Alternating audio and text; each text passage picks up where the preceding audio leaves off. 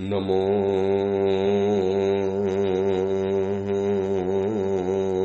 અરિયંતાણમ નમો સિદ્ધાણમ નમો આયર્યાણમ નમો વજ્જાયાણમ નમો લોયે સૌવસાવુણમ એસો પંચનૌકારો સૌવ પાવપણાસણો મંગલાનમ ચ સૌવે સિંહણમમ વૈ મંગલમ મંગલમ ભગવાન વીરો મંગલમ ગૌતમ પ્રભુ મંગલમ સ્થૂલભદ્રાદ્યા જૈન ધર્મો સ્તુ મંગલમ. પ્રવચનનો વિષય છે ભયને ભયભીત કરનારો એક વડવીર, રાજપુત્ર હરિવિક્રમ. આજથી 1000 વર્ષ પૂર્વે બનેલો આશરે 4750 શ્લોક અને 10 વિભાગની અંદરમાં વહેંચાયેલો હરિવિક્રમ ચરિત્ર નામનો આ ગ્રંથ માણસ માત્રની જે 4 મૂળભૂત સંજ્ઞાઓ જે બતાવી છે શાસ્ત્રમાં, આહાર, ભય, મૈથુન અને પરિગ્રહ સંજ્ઞા, આને સંજ્ઞા શબ્દ આપ્યો છે. સંજ્ઞા એટલે કે સંસ્કાર. સંસ્કાર કરતાં પણ ઉપરનું એક સ્ટેપ ગણાય, કદાચ સંજ્ઞા ગણી શકાય.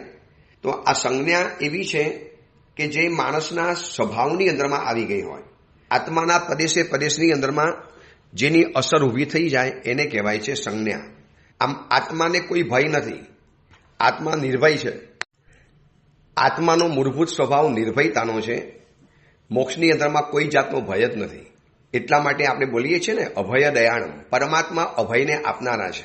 નિર્ભયતાના સર્વોચ્ચ શિખર ઉપર બેઠેલા અરિહન પરમાત્મા સિદ્ધ પરમાત્મા છે. તો આત્મા તો બધાનો સરખો જ છે. આપણો આત્મા, તીર્થંકરનો આત્મા, કેવલ જ્ઞાનીનો આત્મા, 14 પૂર્વીનો આત્મા કે અભવ્યનો આત્મા.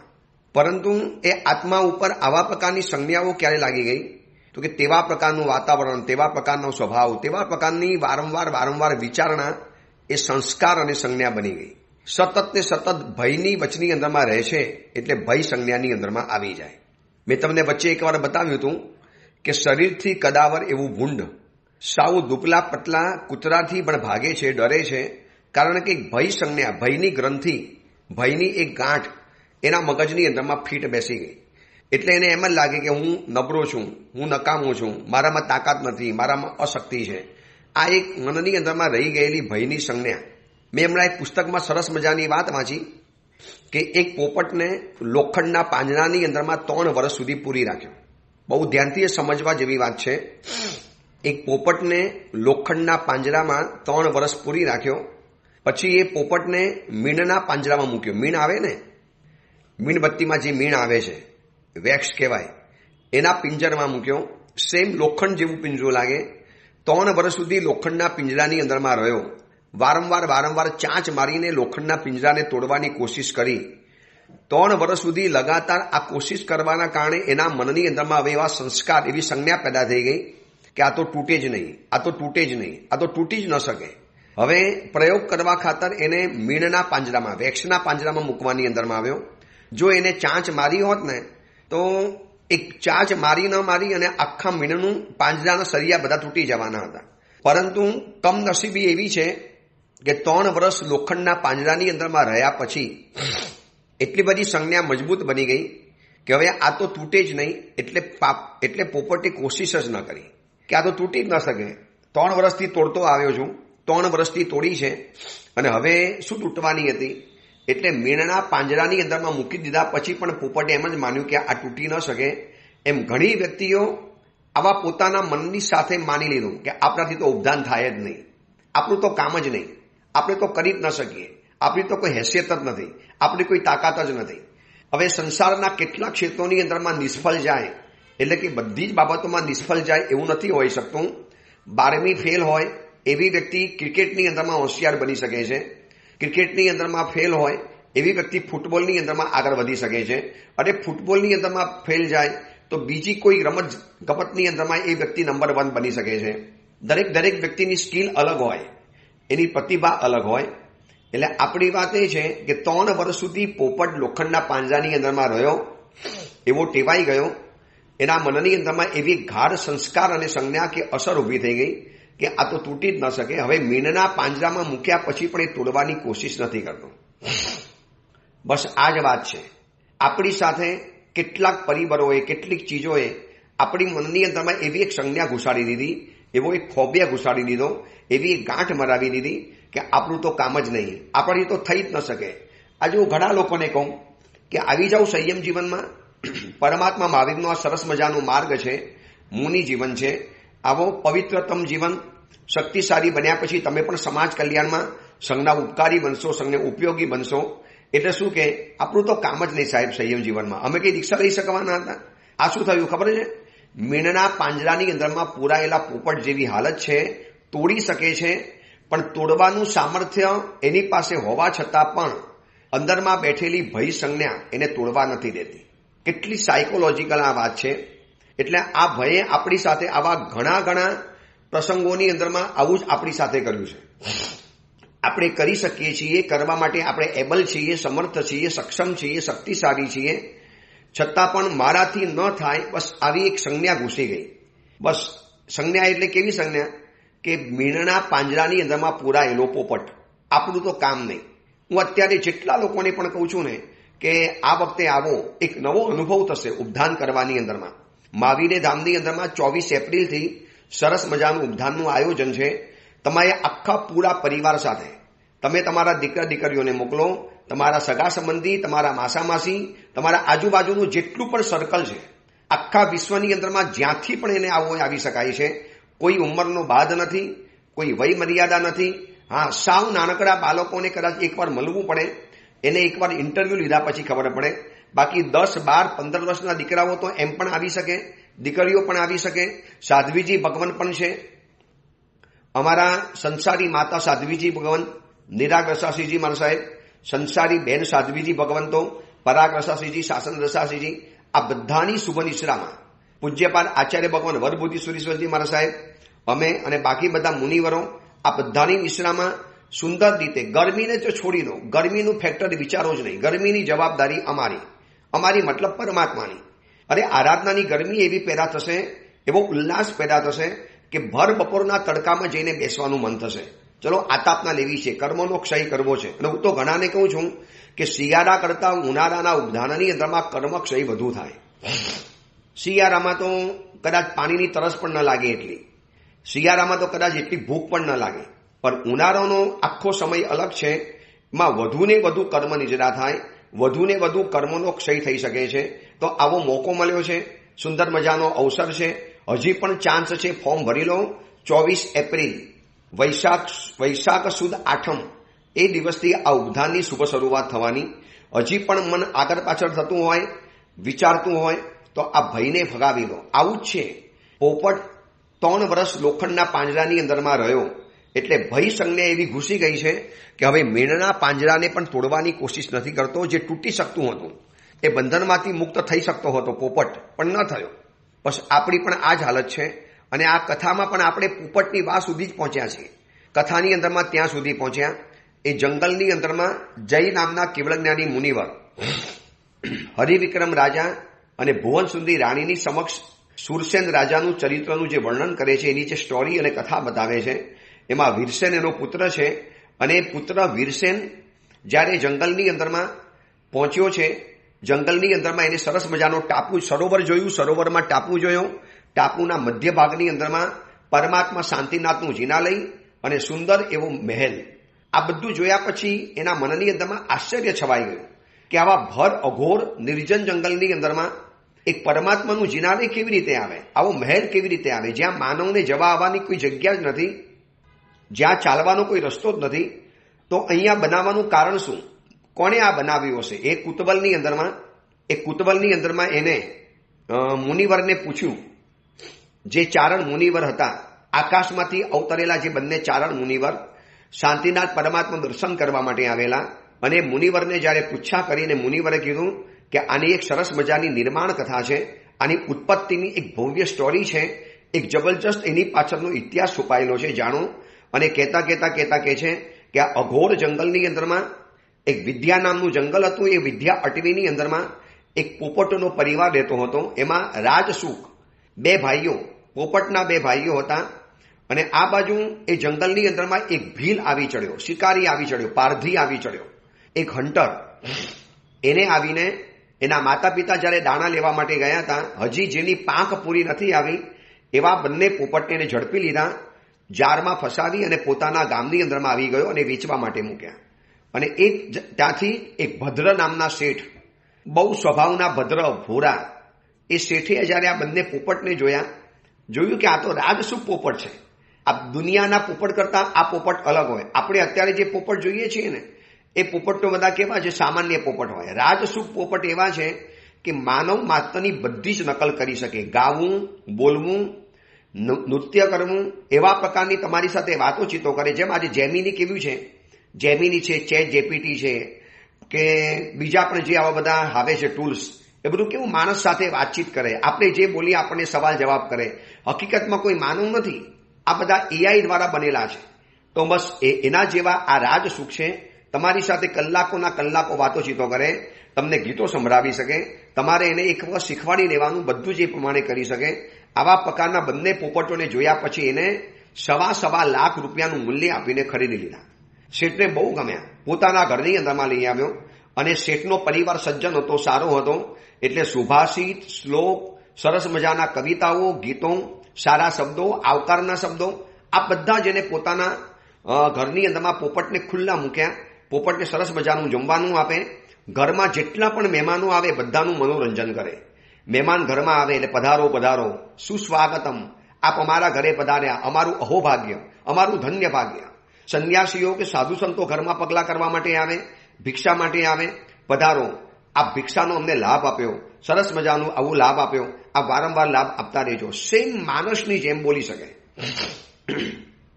અને ભદ્ર શેઠનો પરિવાર આ પોપટની સાથે એટલી બધી લાગણી અને માયા બંધાઈ ગઈ કે એને પોતાના પુત્રની જેમ આ બંને જણાને રાખ્યા, ભોજન કરાવડાવ્યું. બંને જણા માટે સરસ મજાની બધી રહેવા કરવાની વ્યવસ્થા, એના માટે સ્પેશિયલી માણસ રાખી દેવાની અંદરમાં આવ્યો. અને આમ કરતા કરતા કરતા આ બંને પોપટો ધીરે ધીરે મોટા થાય છે. શેઠના ઘરની અંદરમાં રહેવાનું માત્ર પોપટ છે એટલું સમજી લો, બાકી બધું જ પુત્રની જેવો એનો વ્યવહાર હતો. ખાવું પીવું પણ સુંદર મજાનું મળે. અને શેઠના ઘરનું સારું વાતાવરણ, એટલે એટલી બધી કલા શીખી ગયા, એટલું બધું સરસ મજાનું બોલચાલનો વ્યવહાર શીખી ગયા. એમાં એક દિવસ એવું બન્યું કે આ ભદ્ર શેઠના ઘરની અંદરમાં ગામનો જે રાજા હતો, રત્નશેખર રાજા, રત્નપુર નગરમાં રત્નશેખર રાજા અને એની રત્નવતી નામની રાણી. હવે આ રત્નશેખર રાજાનો આ શેઠ હતો, નગર શેઠ હતા, ભદ્ર શેઠ.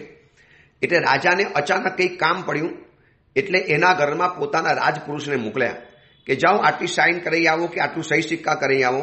એટલે જ્યારે રાજપુરુષો ઘરમાં ગયા ને, પધારો પધારો રાજપુરુષ પધારો, બહુ દિવસે તમે અમારા આંગણાને પવિત્ર કર્યું, અમારા આંગણાને પાવન કર્યું. ઓલા રાજપુરુષો જોયા કરે કે આટલા મીઠા અવાજે કોણ આવકાર આપે છે, આટલો સરસ મજાનો મીઠો બાલક જેવો અવાજ. આમ ચારેકો નજર ફેરવે છે. સાહેબ, અમારી સામે જુઓ, અમે તમારું સ્વાગત કરીએ છીએ, અમારા ઘરે તમે પધાર્યા છો, વારંવાર પધારતા રહેજો. આપ રાજપુરુષો, અમારા ઘરનું સ્વાગત છે, પધારો, શેઠ સાહેબ અંદર છે.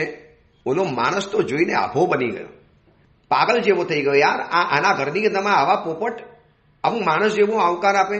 એને ખબર પણ પડી જાય કે આ રાજપુરુષ છે. એટલા ચતુર અને ચાલાક આ રાજસુખ હોય, રાજપોપટ હોય કે માણસના પહેરવેશ ઉપરથી, માણસના દેખાવ ઉપરથી નક્કી કરી લે કે આ કોણ છે. રાજાના માણસ તરીકે આવ્યો તો કામ તો પતાવી દીધું. જતા હતા ત્યારે પણ સ્વાગત કર્યું કે પાછા પુનઃ પધારજો, અમારાથી કોઈ અવિનય થયો તો માફ કરજો, અમને ફરી વખત યાદ કરજો, આવી રીતે તમારા પગલાં અમારા ઘરમાં કરતા રહેજો. બસ આમ કહીને જ્યારે ગયો ને, ઓલાના કાનમાં શબ્દો ગુંજ્યા કરે. રાજાની પાસે ગયા પછી રાજાને કે સાહેબ, આ ભદ્ર શેઠના ઘરની અંદરમાં ગયો, કૌતુક જોયું, અજબ વાત જોઈ. બોલો ભાઈ, શું વાત છે એના ઘરની અંદરમાં? સાહેબ, આપણા રાજમહેલમાં પણ આવી કોઈ વસ્તુ નથી જે એના ઘરમાં છે. બોલો શું છે એવી? અને એને આખી રાજપોપટની વાત કરી કે સાહેબ, એના ઘરની અંદરમાં રહેલા જે બે પોપટ છે, શું પોપટની કલા છે સાહેબ, શું પોપટો છે સાહેબ, અદ્ભુત બોલે છે, જબરજસ્ત બોલે છે. સાહેબ, આ પોપટને એક વાર સાંભળો ને રાજન, ખરેખર આપની રાજમહેલની આખી રોનક બદલાઈ જવાની. એટલે રાજાએ માનથી ભદ્ર શેઠને બોલાવ્યા. જો રાજા હતો, ધારત તો ઓર્ડર પણ કરી શકત, ધારત તો છીનવી પણ લે, પણ રાજા કે એમ સત્તાનો ખોટો દુરુપયોગ ન કરી શકાય. એટલે ભદ્ર શેઠ આવ્યા. કીધું, શેઠ, તમારા ઘરની અંદરમાં બે પોપટ છે એવું સાંભળ્યું છે, ખબર પડી ગઈ હશે, કોકે સમાચાર આપ્યા છે, હા સાહેબ પોપટ છે, મારા દીકરા જેવા વાલા છે સાહેબ, એના વગર હું દૂર નથી રહી શકતો, આખા દિવસમાં એનો અવાજ ન સાંભળ્યો હોય સાહેબ, એવી મીઠી મીઠી વાતો કરે છે, એવી સરસ મજાનું આપણા શરીરનો થાક ઉતારી નાખે, મનને પ્રસન્ન બનાવીને એટલો મીઠો મધુરો અવાજ, એ ગીત ગાય, આપણે કિન્નરોને ભૂલી જઈએ સાહેબ. બહુ નસીબથી પારધી પાસેથી આ બે પોપટ મળ્યા છે અને બંને જણાને સાહેબ અમે એવા કેળવ્યા છે, એટલું બધું શીખવાડ્યું છે, સુભાષિતો, શ્લોકો, આવકાર વચન. રાજા કે છે ભાઈ એક વખત જોવા માટે લઈ આવો, અહીંયા જોવા માટે લાવી શકો? હા સાહેબ લાવી શકું. મહેલની અંદરમાં જ્યારે લાવવાની અંદરમાં આવ્યા, પોપટ એટલી ખબર પડી ગઈ કે હું મહેલમાં આવ્યો છું. રાજન આપનું અભિવાદન, આપના દર્શન કરવાથી અમારું જીવન ધન્ય બની ગયું, આપનું સ્વાગત છે, આપ નગરની સુરક્ષા કરો છો, આખા નગરને આપ સંભાળો છો, રાજન આપનો જય હો, આપનો વિજય હો. પોપટોના વચનો સાંભળ્યા પછી રાજા રીસરનો પાગલ જેવો થઈ ગયો અને આમ તો માગવાની શરમ આવે, ખાલી જોવા માટે મંગાવ્યા હતા, પરંતુ શેઠને કહે છે કે શેઠ માગો એટલા પૈસા આપું, પણ આ પોપટ મને આપી દો. હવે શેઠ બચારા ધર્મ સંકટમાં ફસાઈ ગયા. શેઠ કે સાહેબ હું તમને ના પાડી શકું, આપ અમારા રાજા છો, આપને મારે ના શેના માટે પાડવાની હોય? પણ સાહેબ સાચું કહું, આ પોપટ સાથે એટલી માયા બંધાઈ ગઈ છે કે આ પોપટ વગર સાહેબ હું રહી નહીં શકું, આની સાથે મારું અસ્તિત્વ જોડાઈ ગયું છે સાહેબ. એક વખત મારો પરિવાર ન હોય તો ચાલે, પણ મને આ પોપટ બહુ ગમે. આજે ઘણા એવા પાગલો હોય છે ને કે જે લોકોને કૂતરા સાથે આવી દોસ્તી બંધાઈ જાય, ઘરની અંદરમાં કૂતરાને સાથે રાખે, કૂતરાને સાથે સુવાડે, એ ડોગ સાથે લઈને ફર્યા કરે, સવારના પોરમાં મોર્નિંગ વોક જવું હોય તો પણ ડોગ સાથે રાખે, સાંજે ઇવનિંગ વોક કરવો હોય પોતાની ગાડીમાં પણ ડોગ સાથે રાખે અને કૂતરાને લઈને ફર્યા કરે. ને એવી માયા બંધાઈ જાય કૂતરાની સાથે. કૂતરો ખોવાઈ જાય તો ખાવાનું બંધ કરે, કૂતરો ખોવાઈ જાય તો શોક મનાવે, એ મરી જાય તો એની સ્મશાન યાત્રા કાઢે. આવા બધા છે કિસ્સા બનેલા છે. અને આ શેઠને માયા બંધાઈ હતી આ પોપટની સાથે. અને આવા વિશિષ્ટ પ્રકારના પોપટ માનવની જેમ સ્પષ્ટ બોલે, ચતુર ભાષા, સુંદર ભાષા, શુભ વાક્યનો પ્રયોગ. અરે સવારના પોરમાં સાહેબ આ શેઠ કે છે કે સાહેબ સવારના પોરમાં મને જગાડે, એમ કે સુપ્રભાતમ, સવાર પડી. ગુડ મોર્નિંગ તો શબ્દ આપણો હમણાં આવ્યો, આપણી અસલ શબ્દો તો છે સુપ્રભાતમ. આ જેટલા પણ પ્રવચન સાંભળનારા એ લોકોને કહું છું કે આ બધા ઇંગ્લિશ શબ્દોથી દૂર રહો. અત્યારે આ ક્રિસમસનું વેકેશન ચાલે છે ને, ક્રિસમસ અત્યારે નાતાલ ચાલે છે, એમાં વગર લેવા દેવાએ સાન્તા ક્લોઝ. હવે એની સાથે આપણે ક્યાં લેવા દેવા છે? સાન્તા ક્લોઝ નામનું કોઈ વ્યક્તિત્વ જ નહોતું. આ તો લોકોને પટાવવા માટે કે સાન્તા ક્લોઝ તમારું કામ કરી આપે, સાન્તા ક્લોઝ તમારું આમ કરી આપે. અને સારા સારા શ્રીમંત પરિવારના ઘરોના દીકરા દીકરીઓ આ સાન્તા ક્લોઝના બસ પાગલ ફેન બની ગયા છે. અને એમાં ઘરમાં ક્રિસમસ ટ્રી લઈ આવે. અને આપણા હિન્દુસ્તાનના ઘરોની અંદરમાં તો તુલસીના છોડ હતા. અને સાન્તા ક્લોઝ આપણી પરંપરામાં નથી આવતું. અને આ પર્વ ભલે નાચનારા કૂદનારા આ બધું પર્વ મનાવે, પણ આપણા ત્યાં પર્વનો રિવાજ નથી, આપણા ત્યાં પર્વની પરંપરા નથી. પણ આ ક્રિસમસનું એવું ઘેલું લાગ્યું છે ઘર ઘરની અંદરમાં. હવે 31 આવવા દો, જે રીતે લોકો પાર્ટીઓમાં જશે, નગ્ન નાચ કરશે, બીભત્સ ચેનચારા કરશે અને કરોડો ટન જે દારૂ અને શરાબ અને આલ્કોહોલ પીવાઈ જવાનું. નવું વર્ષ આવી રીતે ઉજવવાનું ન હોય. આપણામાં કેવી પરંપરા છે, વિક્રમ સંવત જ્યારે શરૂ થયું ત્યારે આપણે નવ સ્મરણ સાંભળીએ, મંગલિક સાંભળીએ, ઉપાસેમાં જઈને વાસક્ષેપ નખાવીએ, દેરાસરમાં જઈને દર્શન કરવા માટે જઈએ, લોકોને સાલ મુબારક કહીએ, નૂતન વર્ષાભિનંદન કહીએ. એ દિવસે આપણે પૂજા વગેરે કરીએ, યાત્રા કરવા જઈએ, જિનાલયોની અંદરમાં વિશિષ્ટ ભક્તિ કરીએ અને નવું વર્ષ ઉજવ્યું કહેવાય. અને આવી રીતે પાર્ટીઓ મનાવવાની, નગ્ન નાચ કરવાના, કેટલાય વ્યભિચાર અને દુરાચાર આ 31ની રાતની અંદરમાં થઈ જવાના. એટલે આ જેટલા પણ સાંભળે છે એને કહું છું કે આ પરંપરા આપણી નથી, આનાથી દૂર રહેવાનું. અને આ પોપટોની વાત કરતા ભદ્રશેઠ કહે છે કે રાજન સવારના પોરમાં સુપ્રભાતમ, મંગલ પ્રભાતના ગીતો ગાય, સવારના સુંદર મજાના પ્રભાતિયા ગાય. સાહેબ એવો ધન્ય દિવસ લાગે ને, એમ લાગે કે બસ આપણે સૂતા રહીએ ને આ પોપટ આપણને ઉઠાડ્યા કરે. સાહેબ આપ માગો છો, દિલ તો મારું ના પાડે છે, પણ આપ રાજા છો, હું આપને ના કેવી રીતે કહી શકું? કદાચ ના કહું અને આપ કદાચ મારી ઉપર ગુસ્સે પણ ભરાઈ જાઓ તો સાહેબ એના કરતાં એક કામ કરું છું, એક પોપટ આપની પાસે રાખો અને એક પોપટ હું મારી પાસે રાખું છું. એક પોપટ મને મારી પાસે રાખવાનો આપને હું કેવી રીતે ના પાડું? મને આ બંને પોપટને જુદા કરવા પણ નથી ગમતા. બંને ભાઈઓ છે, બંને સાથે જન્મેલા હતા, બંને જેના જંગલમાં સાથે રહેતા હતા. જે પારધી લઈને આવ્યો, પારધીએ કીધું કે સાહેબ લાખોની અંદરમાં આવો એક પોપટ મળી શકે એમ છે, પણ રાજન હવે આપને પણ આ પોપટ ગમે છે, તો રાજાને હું ક્યાંથી આપને ના કેવી રીતે પાડું? આપ અમારા નગરના સુંદર રાજા છો, આપની પ્રાર્થના ભંગ કરતા મને શરમ લાગે છે. જોજો દાક્ષિણ્ય ગુણ છે. કોઈ પણ ઉત્તમ વ્યક્તિને ના ન પાડી શકાય, આને કહેવાય છે દાક્ષિણ્ય ગુણ. થોડોક શરમનો ભાવ, લજ્જાનો ભાવ. અને રાજા પણ કીધું કે દેખો શેઠ, તમારી પાસેથી માગતા મને પણ શરમ આવે છે. હું રાજા છું, આપનારો માણસ છું, પણ આ તમારો પોપટ મને રાજપુરુષે કહ્યા પછી પણ જ્યારે મેં એને જોયો ને, ખરેખર મને પણ એમ લાગ્યું કે આ પોપટ હવે મને પણ જરૂરી પડશે. આ પોપટ મને પણ બહુ ગમી ગયો છે. જો તમે રાજી ખુશીથી આપતા હો તો પોપટ મારે જોઈએ છીએ. બદલામાં તમે માગો એટલા પૈસા હું તમને આપી શકું એમ છું. શેઠ બોલે સાહેબ આપની કૃપાથી પૈસાની કોઈ કમીના નથી, પૈસા તો કોઈ વિષાદમાં નથી, અને આવા પોપટો સાહેબ પૈસા આપવાથી પણ નથી મળતા. એક નસીબ કે મારા ત્યાં આવી ગયા અને સરસ મજાના ગ્રંથો, સુભાષિતો, શ્લોકો, ગીતો, પ્રભાત્યા આ બધું એને સાહેબ ગાતા આવડી ગયું. સાહેબ મહેનત પડી છે શીખવાડવાની, પણ પછી એ શીખી ગયા પછી આપણે જોવું પણ નથી પડતું. અને રાજાના કહેવાના કારણે ભદ્ર શેઠે એક પોપટો આપી દીધો. સાહેબ એનું લાલન પાલન કરજો, એના માટે સ્પેશિયલ એક માણસ રાખજો, અને આપની રાણી પાસે આને રાખજો. આપ સાહેબ રાજકાજની અંદરમાં આવશો, સાહેબ એને સંભાળી લેજો. અને સંતોષ પામેલા રાજાએ ભદ્રને ખૂબ વસ્ત્રો આપ્યા, ખૂબ શિરપાવ આપ્યો અને બહુ મોટો સત્કાર કર્યો. પરંતુ ભદ્ર શેઠ કહે છે કે સાહેબ હવે હું પોપટ વગર આ નગરમાં તો રહી નહીં શકું, મને આ પોપટના કારણે ખાલીપો લાગશે. સાહેબ હું આ નગર છોડીને જઉં છું.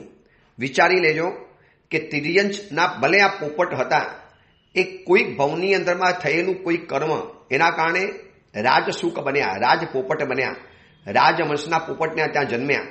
જેમ મનુષ્યમાં પણ રાજવંશ કેટલો મહત્વનો ગણાય, એમ પોપટની દુનિયામાં પણ આવા રાજ પોપટ એ અતિ અતિ અતિ વિશિષ્ટ કક્ષાના ગણાય. આજના કાળે તો લગભગ આવા પોપટો જોવા નથી મળતા. એટલે શેઠે કીધું કે સાહેબ હવે હું જઉં છું બીજા નગરમાં, ત્યાં મારી જિંદગી જીવી લઈશ, આ પોપટ વગર હું જીવી નહીં શકું. અને શેઠ તો નીકળી ગયા. હવે રાજાને આ પોપટ એટલો બધો ગમ્યો કે રાજાએ પોતાની રાણી રત્નવતીને કીધું કે આને સાચવજો, આને પાછે રાખજો, તમને એકલવાયુ ક્યારે પણ નહીં લાગે, અને આપણે આપણા શયનખંડની અંદરમાં આ પોપટને રાખવાનું. અને આમ કરતા કરતા કરતા વર્ષો ઝપાટા બંધ પસાર થયા. એમાં એક વખત રાજાના પરિવાર સાથે પણ પોપટ ગોઠવાઈ ગયો, પોપટ સેટ થઈ ગયો. હવે આમાં વિચારવાની બાબત એ છે કે પોપટના વિયોગની અંદરમાં શેઠ દુઃખી થયા, પણ શેઠના વિયોગની અંદરમાં પોપટ દુઃખી ન થયો. પોપટે તો જલસા હતા કે રાજાના શેઠની હવેલી કરતા તો રાજમહેલની અંદરમાં આવવાનું છે. એટલે આ જોવાની બાબત એ છે કે મોબાઈલ ખોવાઈ જાય છે તો મોબાઈલનો માલિક દુઃખી થાય છે, પણ મોબાઈલ જેના હાથની અંદરમાં હતો તો મોબાઈલ પોતાના માલિક વગર દુઃખી નથી થતો. તો કોના માટે રડવાનું આ સંસારમાં? મારો મોબાઈલ ખોવાઈ ગયો. અરે મોબાઈલ માટે માયુસ બનનારા જોયા છે, મોબાઈલ ખોવાઈ ગયો તો આમ રડનારા જોયા છે, મારો મોબાઈલ ગયો, મારો મોબાઈલ ગયો, મને કેટલો બધો પ્રિય હતો. તો તમારા વગર એ મોબાઈલ રડે છે, એ મોબાઈલને આંખમાંથી આંસુ પાડ્યા, એ તો મોબાઈલ જેના હાથમાં જવાનો ત્યાં ચાલુ થઈ જવાનો.